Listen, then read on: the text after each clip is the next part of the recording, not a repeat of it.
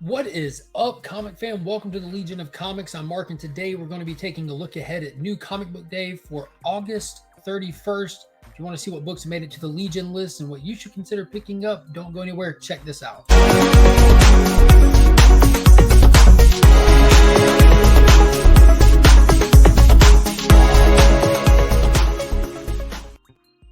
Huge shout out to Big Time Collectibles for sponsoring today's video. Be sure to follow them at bigtimecollectibles.com as well as on all the social media platforms. And if you need anything cleaned or pressed, hit up our friend Justin Comics on Instagram. Use the promo code WeAreLegion to receive a discount on your order. The link to both of those people are in the description of all of my videos, so be sure to check them out. Justin's a great guy, and Big Time Collectible is the best at what they do, hands down. So we're getting into new comic book day for this coming week. It's going to be August, technically 30th and 31st, depending on how your shops release the lunar distribution stuff.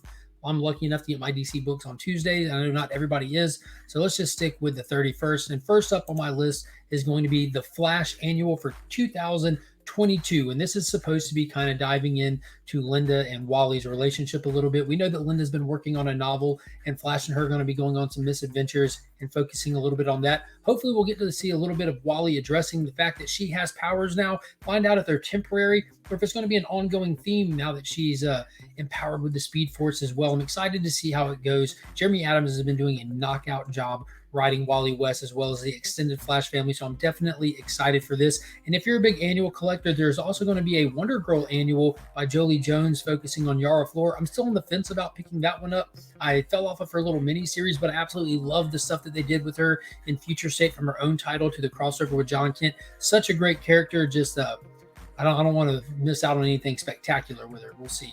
And speaking of amazing, now this is one that's got me scratching my head. I'm definitely going to pick up a copy. It's got a beautiful John Romita Jr. cover. Love me some JR. But Amazing Fantasies issue 1000. Where are the other 949 missing issues of this series? So I can't help but think that this is just a cash grab.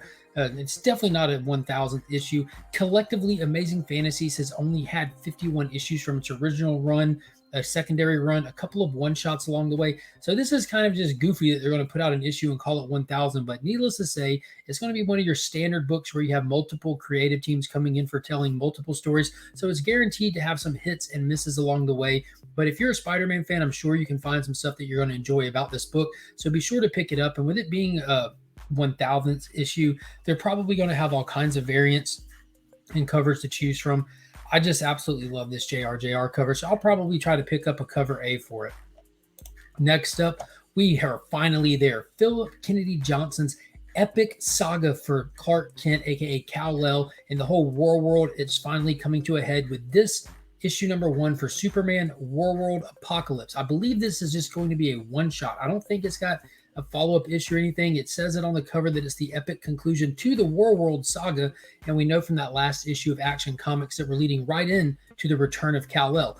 And we've got some big things and some huge announcements coming from a lot of creators as well as shops and everything for the anniversary, the death of Superman, the return of Kal-El to Earth and everything. So I cannot wait to see how this all plays out. It has been a fantastic read. Philip Kennedy Johnson has absolutely just really encapsulated what it means to be Superman and brought him back into the forefront.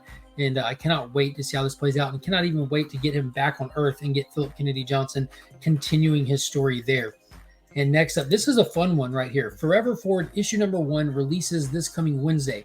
But this variant right here by John Jang was available at this year's San Diego Comic-Con. So a select group of people that were able to pick that up have had early access to this book. I believe that the shop that housed this variant also sold a few of them on their Whatnot live stream during San Diego Comic-Con as well. I am fortunate enough to have one of these, and I have read this book, and I do recommend picking it up if you're a fan of indie comics, sci-fi. Zach Kaplan has written a very interesting story about a college-level scientist who has been tampering with time, and because of a mishap, him and his friends get thrusted forward into time. I think it's like 25 years exactly, and they have no way to go back. They can only go forward to try to find a way to get home, hence the name Forever Forward. Like I said, I've read it already, and I'm already going to commit myself to at least issue 2 to see where it goes from here. Definitely interested in seeing it. And next up, this is kind of getting big. If you're a Power Rangers fan, this is Power Ranger Universe something, but it's got the Death Ranger on the cover here. This is a retailer exclusive for the John Jang variant. It's going to be a connecting cover with Mighty Morphin Power Rangers issue 100. And that's the big deal about this. This whole story arc with the Death Ranger, with Andros, with everybody kind of coming in to this big event to celebrate the 100th issue. So if you're a Power Ranger fan, if you follow John Jang's art, for example, or other creatives that do a lot of variant covers, be sure to look out there, because I'm sure that this book is going to be getting a lot of retailer exclusives, being that it's that epic 100th issue. I do have this one on order. I'm excited to get it in hand. And then finally, the last book on my pull list for this week is We Only Find Them When They're Dead. Can't remember what issue this is. I think it's like 14, something like that. This is the third issue of the final story arc. We have Malik has now been cloned, and we have these separate organizations inside of this future world trying to make sense of these gods and trying to recreate these gods in the circumstances of their creation. And it's been really fun. It's getting really, really sci-fi, and I really enjoy that a whole lot. So if you're a fan of Al Ewing's writing or Simone DeMayo's artwork, this is definitely one you might want to consider picking up. And now that it's wrapping up, it's getting to the final 3 issues, you might want to consider picking up the trades for it. It's definitely going to read well in trade, as 3 distinct volumes set in different time eras. So those are all the books that have made it onto my guaranteed pull list for what I'm going to be reading this coming week, as well as those a couple exclusive covers that I'm chasing down. So let me know in the comment section what you're looking forward to picking up and what you're looking forward to reading. And let me know if I need to pick something up that wasn't on this list. I'll give it a shot and I'll review it on Sunday night for At Week's End. And if you want to know what my top pick for this week is and why, be sure to check out the Comic Vets channel.